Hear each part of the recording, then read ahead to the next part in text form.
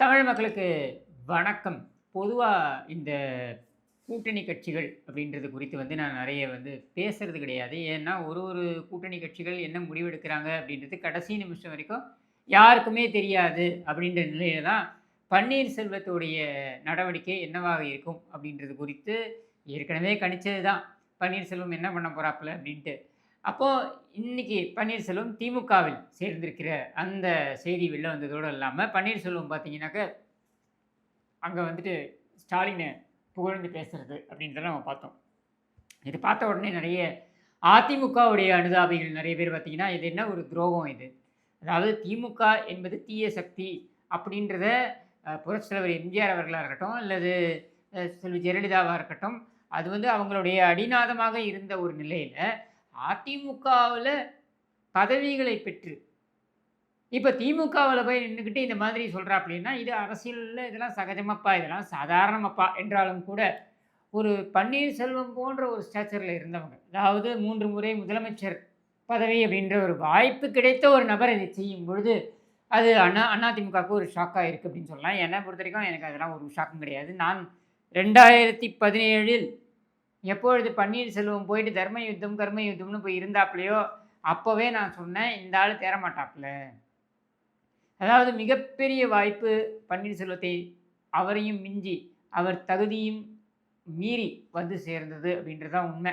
ஏன்னா, ஜானகி அணியில அவருடைய அரசியல் வாழ்க்கையை துவங்கிய பன்னீர், அப்போ வெண்ணிராடை நிர்மலாவுக்கு ஏஜென்ட்டா வேலை பார்த்துட்டு இருந்த அந்த ரோசி டீ கடை பன்னீர் பார்த்தீங்கன்னா, டிடிவி தினகரனை கொண்டு வந்து செல்வி ஜெயலலிதா அந்த தேனி மாவட்டத்தில அவங்கள களம் இறக்கும் பொழுது, டிடிவி தினகரனுக்கு உறுதுணையாக இருந்தார் என்ற ஒரே காரணத்திற்காக, அவர் அந்த பஞ்சாயத்து சேர்மன் ஆறாரு.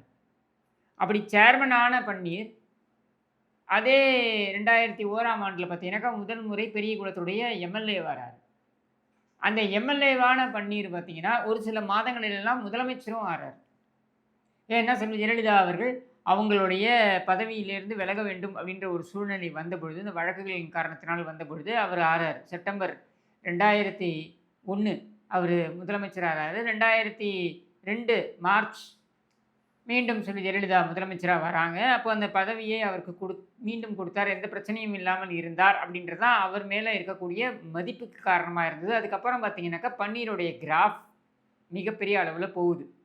எந்த அளவுக்கு போகுது அப்படின்னா, அவர் அ நிதி அமைச்சரா இருக்கார். ஏன்னா, ஒருத்தர முதலமைச்சரா வச்சுட்டு, அவர கொண்டு போய் ஜூனியர் மோஸ்ட் மினிஸ்டரா போட முடியாது இல்லையா? இல்ல அவருக்கு இலாக்கா இல்லாம செய்ய முடியாது இல்லையா? அதனால அவர பக்கத்திலேயே வச்சிருக்காங்க. இதுதான் நடந்ததே தவிர்த்து, பன்னீர் தன் தகுதியின் அடிப்படையில் அந்த முதலமைச்சர் என்ற பதவிக்கு வந்தாரா? தன்னுடைய தகுதியின் அடிப்படையில் நிதியமைச்சர் என்ற பதவிக்கு வந்தாரான்னா கிடையாது. அப்போ தகுதியில்லாத ஒரு நபரை கொண்டு வந்து, அன்றைய அரசியல் தேவைக்காக, அன்றைக்கு செல்வி ஜெயலலிதா அவர்களுக்கு ஒரு நம்பிக்கைக்கு பாத்திரமான ஒரு நபர் தேவைப்பட்டது அப்படின்னும் பொழுது, செங்கோட்டையனையோ, பொன்னையனையோ, இல்ல வேறு சில தலைவர்கள் இருந்தாங்க, மூத்த தலைவர்கள். அவர்களையோ கொண்டு வந்து அவங்க அந்த பதவியில வைக்கல. அவங்க என்ன பண்றாங்கன்னா, திருமதி சசிகலா அவர்களுடைய குடும்பத்திற்கு ஒரு இன்னும் சொல்ல வேண்டுமென்றால், அது ஒரு பியூன் மாரி வேலை பார்த்துட்டு இருந்த பன்னீர்செல்வத்த கொண்டு வந்து, அங்க முதலமைச்சரா ஒரு 6 மாசம் நீ உட்காந்துரு அப்படின்றாங்க. சப்ஸ்டிட்யூட்டா வச்சிருக்காங்க. அவ்வளவுதான். அப்போ பன்னீர் தன்னுடைய அரசியல் வாழ்க்கையில பார்த்தீங்கன்னா, எங்கேயுமே தன்னுடைய ஆளுமை பண்புன்னு எதையுமே வெளிப்படுத்தியது கிடையாது. அப்ப இந்த பன்னீர தான் 2016ல செல்வி ஜெயலலிதா அவர்கள் மறைந்த அந்த தருணத்தில, அவரை மீண்டும் முதலமைச்சரா கொண்டு வராங்க. அப்ப கொண்டு வந்த அந்த பன்னீர், அப்பவாவது என்ன பண்ணியிருக்கணும் அப்படின்னா, அப்ப அந்த ஜல்லிக்கட்டு அந்த போராட்டம் நடந்த அந்த பீக் டைம் அது. பன்னீருடைய பாப்புலாரிட்டி உச்சத்தில இருக்கு. ஏன்னா, செல்வி ஜெயலலிதா அவர்கள் மறைந்து விட்டார்கள். அந்த இடத்துல ச ச திருமதி சசிகலா அவர்கள் கட்சியில கோல வச்சுறாங்க அப்படின்னும் பொழுது, இவர் தன்னை நிலைநாட்டிக் கொள்வார் அப்படின்னு எல்லாரும் எதிர்பார்த்த தருணம் அது. இன்னும் சொல்லணும்னாக்கா ஜனவரி 15 புரட்சித் தலைவர் அவருடைய அந்த பிறந்தநாள் அப்படின்னு சொல்லி 17ன்னு நினைக்கிறேன். அந்த சமயத்தில ராமாவரம் தோட்டத்தில நம்ம ஒரு அதிமுகவுடைய 100வது, ஏன்னா புரட்சித் தலைவருடைய 100வது ஆண்டு அப்படின்றதுனால, நான் பார்த்தீங்கன்னா, இப்போ இவங்க அ புரட்சித் தலைவருடைய வளர்ப்பு மகள் சுதா மேடம் அவங்கள்ட்ட சொல்றேன். இந்த மாரி புரட்சித் தலைவர் அதிமுகவை உருவாக்கிய பொழுது அவருக்கு கிடைத்த முதல் பதவி பொதுச் செயலாளர் பதவி. அப்போ பொதுச் செயலாளரை தான் நம்ம வந்து அழைக்கணும் முக்கியமா. அப்போ அன்னைக்கு இடைக்கால பொதுச் செயலாளரா இருந்தது யாருன்னா, திருமதி சசிகலா. அதனால அவங்கள அழைக்கணும். அப்புறம் முதலமைச்சரா இருந்தது பன்னீர்செல்வம். அவருடைய 100ஆம் ஆண்டில் அவருடைய கட்சி ஆட்சியில் இருக்கிறது என்பது மிகப்பெரிய ஒரு பெருமை. அது மட்டும் இல்லாம தமிழகத்தில் அதிகப்படியான ஆண்டு ஆண்ட கட்சி என்ற பெருமையும் பெற்றிருக்கிறது அப்படின்றதும் மிகப்பெரிய பெருமை. அதனால இவங்க 2 பேரையும் அழைக்கலான்னு இருந்தபொழுது, அந்த தருணத்தில பார்த்தீங்கன்னா, பன்னீர்செல்வம் வரார். ராமவரம் கார்டன்ல நாங்கலாம் நின்னுட்டுருக்கோம், பார்த்துட்டுருக்கோம். பார்த்தா, தொண்டர்கள் மத்தியில அவ்வளோ பெரிய ஆர்ப்பரிப்பு. யாருக்கு? பன்னீர்செல்வத்துக்கு. இவர் பெரிய தலைவரா வருவாரு அப்படின்ற எதிர்பார்ப்பு. மக்கள் எப்பவுமே பார்த்தீங்கன்னா, மக்களை நம்ம முட்டாள்கள்ன்னு சொல்லாததுக்கு காரணம் என்ன? அவங்க ஒரு எதிர்பார்ப்பை எல்லார் மீதும் வைப்பார்கள். ஆனால் அந்த எதிர்பார்ப்பிற்கு எல்லா தலைவர்களும் வருகிறார்களா? 99% தலைவர்கள் அந்த எதிர்பார்ப்பை பூர்த்தி செய்வதில்லை. அப்போ பன்னீர்செல்வம் அங்க வரும்பொழுது அவ்வளோ பெரிய ஆர்ப்பரிப்பிற்கு, வரவேற்பிற்கு அப்படியெல்லாம் இருந்த பன்னீர்செல்வம் ஒரு சில வாரங்களில் நீங்க பார்த்தீங்கன்னாக்கா பிப்ரவரியில பதவி விலக வேண்டும்னு சொன்ன பொழுது அவர் என்ன பண்ணியிருக்கணும்? ஒரு பலம் பொருந்திய தலைவராக தன்னை நிலைநாட்டிக் கொள்ளக்கூடிய ஒரு தலைவராக இருந்தார்னா முடியாதுன்னு சொல்லியிருக்கணும். பன்னீர்செல்வம் இன்றைக்கு முடியாது என்று சொல்லியிருந்தால், நான் பதவி விலக முடியாதுன்னு சொல்லியிருந்தால், ஒண்ணும் பண்ணியிருக்க முடியாது. சசிகலாவால என்ன பண்ணியிருக்க முடியும்? ஆளுநர் தான் பதவி விலக சொல்ல முடியும். இல்ல நம்பிக்கை வாக்கெடுப்புல தோத்து போணும். இது 2யும் தவிர்த்து பன்னீரை வந்து ப பதவியிலிருந்து விலக்குவதற்கு வேற வழியே கிடையாது. ஆனால் என்ன பண்ணாரு பன்னீரு? அப்ப போய் பதவி விலகிட்டார். ராஜினாமா கடிதத்த குடுத்துட்டார். இதான் பன்னீருடைய வாழ்க்கை வரலாறு. ஒருத்தர் பதவியில இருக்க சொன்னா இருப்பார். ஒருத்தர் பதவியை விலக சொன்னா விலகிடுவார். அப்படி இருந்த பன்னீர், அப்புறம் போய் தர்மயுத்தம் இருந்தார். தர்மயுத்த நாயகன், ஆச்சா, போச்சான்னு எல்லாம் அப்போ நடந்தது. அப்பவும் பார்த்தீங்கன்னா, பாஜக மிகப்பெரிய வாய்ப்பை குடுத்துச்சு பன்னீருக்கு. என்னன்னா, ஆளுநர் ஓடிவிட்டார். 2 வாரம் ஆளுநர் இல்ல. நீ காப்பந்து முதலமைச்சர். நீ என்ன பண்ணணும்? அந்த கூவத்தூர்ல அந்த எம்எல்ஏக்கள்லாம் இருக்காங்க. அவங்கள போயி நீ சந்திச்சு ஏன்னா நீ காப்பந்து முதலமைச்சர். உனக்கு எல்லா அதிகாரமும் இருக்கு. மத்திய அரசாங்கமும் சப்போர்ட் பண்ணுது. நீ போய் அந்த எம்எல்ஏக்களை கூப்பிட்டுருக்கணும். உன்னால முடியல. உன் வீட்ல இருந்து வெளில வரதுக்கே நீ யோசிச்சுட்டு இருந்த. இதான் உண்மை.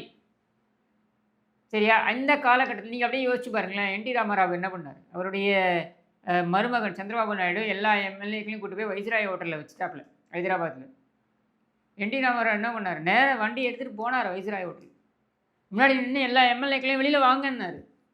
அந்த ஃபோட்டோ வந்து மிகப்பெரிய அளவுல ஃபேமஸ் ஆச்சு. அந்த பஸ் மேல நின்னு அவர் கூப்பிடுவாரு. எல்லாரையும் வெளில வாங்க. ஏன் நீங்க ஒளிஞ்சிருக்கீங்க? வெளில வாங்க அப்படின்ட்டு. அப்படி சொல்லக்கூடிய திராணியும், தெம்பும் என்.டி. ராமராவுக்கு இருந்தது. ஏன்னா என்.டி. ராமராவ் ஒரு தலைவர். எம்எல்ஏக்கள் வெளில வரல, அவர் மேல செருப்ப வீசினாங்க, அவமானப்படுத்தினாங்க என்றாலும் கூட, என்.டி. ராமராவ் மேல இருக்கக்கூடிய அந்த மதிப்பு இருக்கு பாருங்க. ஏன்னா தைரியமா அங்க போய் பேசினாரு. பன்னீர்செல்வத்துக்கு அந்த தைரியம் கிடையாது.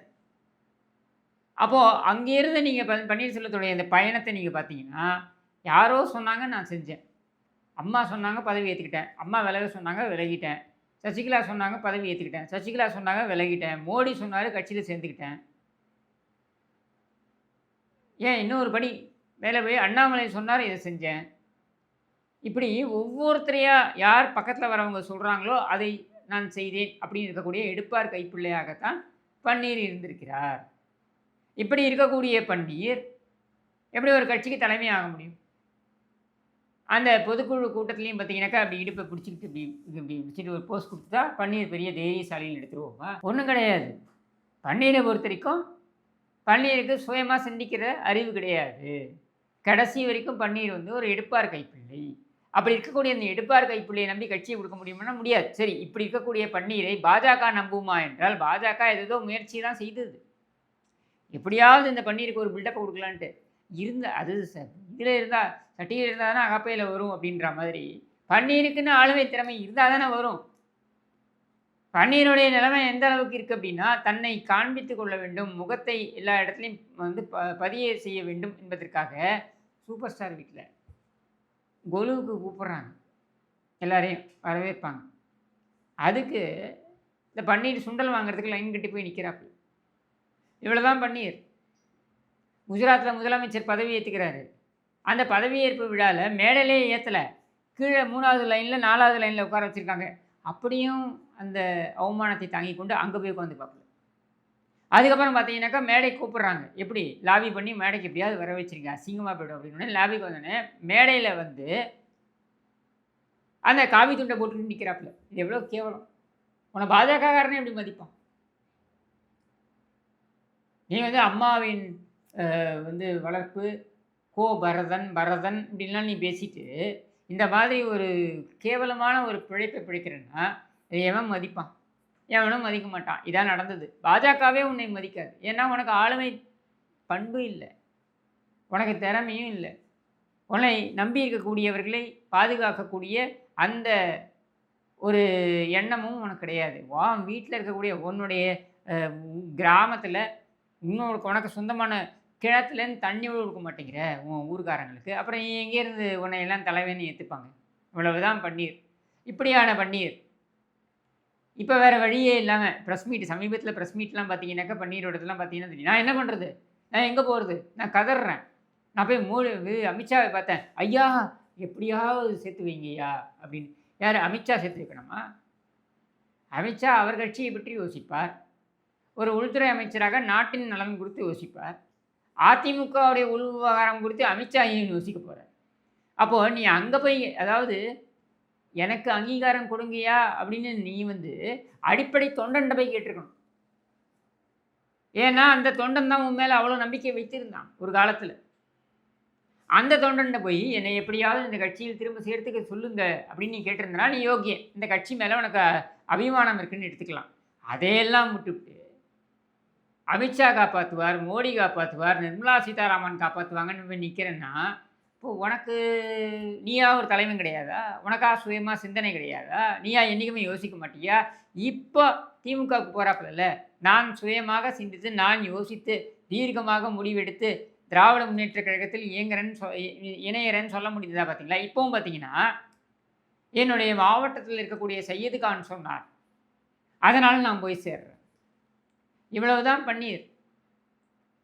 அப்போ இந்த பன்னீரை வந்து நீ பெரிய அளவில் யோசிக்க முடியுமான்னா ஒன்றும் கிடையாது. மிஞ்சி மிஞ்சி போனால் என்ன ஸ்டாலின் பேசிக்கொள்ளலாம்னா, 3 முறை முதலமைச்சராக அதிமுக சார்பில் இருந்தவர், தமிழ்நாட்டின் முதலமைச்சராக இருந்தவர் இன்றைக்கு என் தலைமையை ஏற்றுக்கொண்டிருக்கிறார் அப்படின்னு பெருமையாக பேசிக்கலாம். அதில் ஒரு பெருமையும் இல்லை. ஏன்னா அவன் ஏற்கனவே லதா ரஜினிகாந்த் கோலுக்கு கூட்டத்துக்கே சுண்டலுக்காக லைன் கட்டினவன் தான். அவனை நீ கூட்டு வந்து அண்ணா அறிவாலயத்தை வச்சுக்கிறதுனால நீ பெரிய பெருமையெல்லாம் ஒரு பெருமையும் கிடையாது. இந்த ஒரு மீடியா பில்டப்பை நான் வச்சுக்கலாம். ஆனால் இதில் ஒரு நன்மை என்னென்னா, 4 ஆண்டுகளாக இவர்கள் ஓபிஎஸ், இபிஎஸ், டிடிவி, சசிகலா என்றெல்லாம் பேசிக்கொண்டிருந்தார்கள். இப்போ அது கிடையாது அப்படின்னு முடிவாயிடுச்சு. இன்னொன்று, ஸ்டாலினுடைய ஜாதகப்படி ஸ்டாலினுக்கு இருக்கக்கூடியது அஷ்டம சனி. நம்ம பன்னீருடைய ஜாதகப்படி பன்னீருக்கு இருக்கக்கூடியது ஜென்மசனி. அஷ்டம சனியும் ஜென்ம சனியும் சேர்ந்ததால் அதிமுகவின் ஜாதகத்தில் பிடித்த பீடைகள் எல்லாம் ஒழிந்து விட்டன அப்படின்றத நம்ம எடுத்துக்கலாம். இப்போ அதிமுக எந்த குழப்பமும் கிடையாது.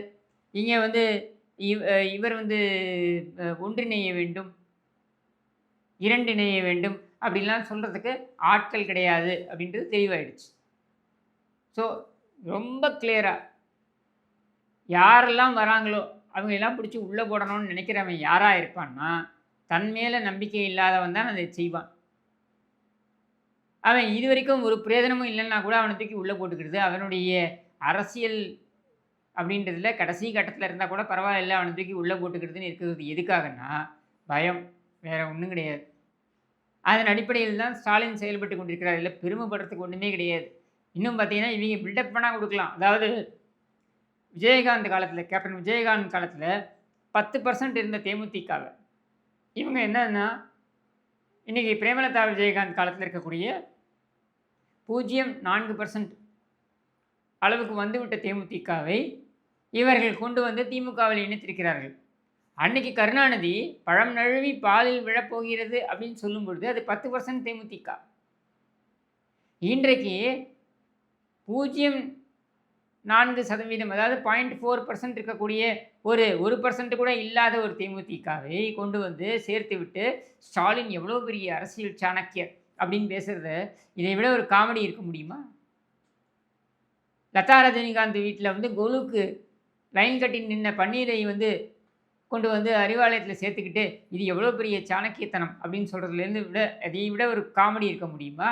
இந்த காமெடியெல்லாம் ஸ்டாலின் செய்வதற்கான காரணம் என்னென்னா, காங்கிரஸ் இன்னும் பிடிக்கொடுக்காமல் இருக்கிறது என்பதனால் இதையெல்லாம் சேர்த்து நான் பாருங்கள் எல்லோரையும் அரவணைத்து கொண்டிருக்கிறேன் அப்படின்னு காண்பிப்பதற்காக இதை செய்கிறார். நாங்கள் திரும்பவும் சொல்கிறோம், பன்னீர் செங்கோட்டையன், சசிகலா இந்த கும்பல் எல்லாம் வெளியேறுவது அல்லது வெளியேறியது அப்படின்றது அதிமுகவுக்கு நல்ல காலம். நம்ம ஆரம்பத்துலேருந்து இப்போ இல்லை, 2017லேருந்து சொல்லிகிட்டு இருக்கோம். இந்த கும்பலை எல்லாம் நீங்கள் முதல்ல காலி பண்ணுங்க. இதையெல்லாம் காலி பண்ணிங்கன்னா தான் நம்ம தேருவோம். இந்த பழைய பஞ்சாங்கங்கள்லாம், இந்த பழைய பல்லவியெல்லாம் பாடிக்கிட்டு இருக்கக்கூடியது, இது எதுவுமே பார்த்தீங்கன்னா, இவங்க அதிமுக மீது நல்லெண்ணம் கொண்டவர்கள் கிடையாது. தங்களுடைய சொத்துக்களை பாதுகாக்க வேண்டும். உதாரணத்துக்கு பன்னீர் எடுத்துக்கிட்டிங்கன்னா, பன்னீருடைய பினாமிலாம் தமிழ்நாட்டில் இருக்குது. பாஜகவிலையோ விஜய் கட்சியில போய் சேர்ந்தா அதை பாதுகாக்க முடியாது.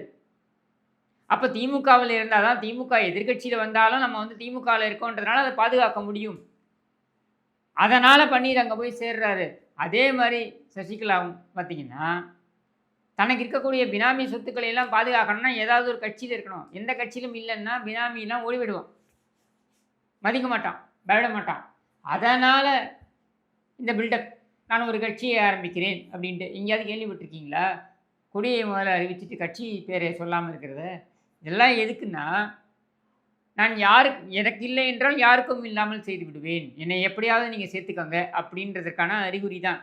இவங்க என்ன செய்தாலும் அது சேர்த்து கொள்ளப் போவது இல்லை. இவர்களை பொறுத்தவரைக்கும் இவங்களுடைய பினாமி சசிகலாவுக்கு ஏகப்பட்ட பினாமி சொத்து இருக்குது. அந்த பினாமி ஒவ்வொருத்தனும் ஞானவேல் ராஜா இருக்கான் பாருங்கள், ப்ரொடியூசர், அவங்கலேருந்து ஆரம்பித்து எல்லாம் பினாமி சொத்துக்கள் நிறைய சசிகலாவோட பணம் இருக்குது. இப்போ அவன் எல்லாம் வந்து எதுவுமே பதில் சொல்ல மாட்டேங்கிறான், ஃபோன் பண்ணால் எடுக்க மாட்டேங்கிறான். பாதுகாக்க வேண்டும் என்பதற்காக திமுகவிடம் விலை போய் அதிமுகவை தோற்கடித்தால் திமுக மீண்டும் ஆட்சிக்கு வரும். அப்போது உங்களுடைய பினாமி சொத்துக்களை எல்லாம் பாதுகாப்போம் என்கிற உத்தரவாதத்திற்காகத்தான் இந்த கூலி வேலையை செய்து கொண்டு இருக்கிறார்கள். ஆனால் உண்மை என்னென்னா, இவர்கள் திரும்பி ஆட்சிக்கு வரப்போகிறதும் கிடையாது. இந்த கும்பலை எல்லாம் வைத்துக்கொண்டு இவர்கள் கும்மி அடித்தால் திமுகவில் உண்மையாக உழைச்சிட்டு இருக்கான் பாருங்க, அவனும் கொதித்து எழுவான். திமுக காரணம் சாதாரணமாக இடப்படாதீங்க, அவனும் பார்த்துக்கிட்டு இருக்கான்ல. இவ்வளவு நாள் அதிமுகவில் ஏதாவது கிடைக்குமான்னு பார்த்துட்டு கெஞ்சி காலில் உடனே என்னை செத்துக்கோங்கன்னு சொல்லிட்டு அதெல்லாம் முடியாதுன்னு சொன்னதுக்கப்புறம் இவனுக்கு தடபுடல் வரவேற்பை வந்து திமுக அறிவாலயத்தில் கொடுக்கும் என்றால் அவங்க என்ன மரியாதை இருக்கு? அப்போ திமுகவில் உழைத்தவனுக்கு என்ன மரியாதை? இதெல்லாம் யோசிப்பான்ல. இதையெல்லாம் வைத்து பார்க்கும் பொழுது எத்தை தின்றால் பித்தம் தெளியும் என்று ஸ்டாலின் அலைந்து கொண்டிருக்கிறார். நம்மை ஒருத்தருக்கு ரொம்ப தெளிவாக அதிமுக ஆரம்பத்திலே இதான் சொல்லி கொண்டிருக்கிறது. இவர்களுக்கு எந்த காலத்திலும் அதிமுகவில் இடமில்லை என்று எடப்பாடி பழனிசாமி சொன்னது சத்தியமான, உண்மையாக, நியாயமான கருத்தாக இன்றைக்கு வெட்ட வெளிச்சமாகிவிட்டது என்று கூறி விடைபெறுகிறேன். நன்றி, வணக்கம்.